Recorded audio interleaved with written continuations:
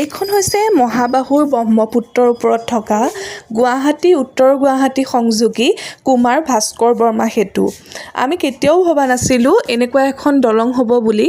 আৰু এই দলংখন নোহোৱাৰ আগত কিমান যে নাও দুৰ্ঘটনা হ'ল, কতজনৰ যে মৃত্যু হ'ল, কিন্তু এতিয়া ৰাইজে সকাহ পালে। এই দলংখন বা বিভিন্ন ধৰণৰ দলংসমূহ যিবোৰ হৈছে অসমত, উৰণীয়া সেতুসমূহ হৈছে, বিদ্যালয়, চিকিৎসা মহাবিদ্যালয়সমূহ হৈছে বিগত কেইবাবছৰমানৰ পৰা, আৰু ৰাস্তা ঘাটৰ বহুত বেছি উন্নয়ন হৈছে। এইবিলাক আমাৰ অসমৰ সম্পদ।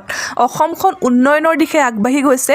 সেইকাৰণে মুখ্যমন্ত্ৰী হিমন্ত বিশ্ব শৰ্মা ডাঙৰীয়াক বহুত বহুত ধন্যবাদ জনাইছোঁ। অসমখনৰ উন্নয়নৰ ক্ষেত্ৰত যিহেতু বিজেপি চৰকাৰে বিগত কেইবাবছৰমান ধৰি পেলাই যথেষ্টখিনি কাম কৰি আছে, সেই ক্ষেত্ৰত আমি বিজেপি চৰকাৰকে ভোট দিয়া উচিত, কাৰণ অসমৰ উন্নয়ন হ'লে আমাৰ সকলোৰে কাৰণে ভাল। বিশেষকৈ অসমত স্বচ্ছ আৰু নিকাভাৱে হোৱা নিযুক্তি প্ৰক্ৰিয়াত বহুখিনি নিবনুৱা সমস্যা হ্ৰাস পাইছে, লগতে উন্নয়ন হৈছে অসমখনত, আৰু যথেষ্টখিনি চৰকাৰে ৰাইজক সুবিধা কৰিও দিছে। বহুতে বিভিন্ন ধৰণৰ আঁচনিসমূহ পাইছে, আৰু সেই আঁচনিৰ যোগেদি তেওঁলোকে স্বাৱলম্বিতাও লাভ কৰিছে। সেইকাৰণে আমি বিজেপি চৰকাৰক শলাগ ল'বই লাগিব। আৰু আমি সকলোৱে বিচাৰোঁ আমাৰ জুবিন দাই ন্যায় পোৱাটো।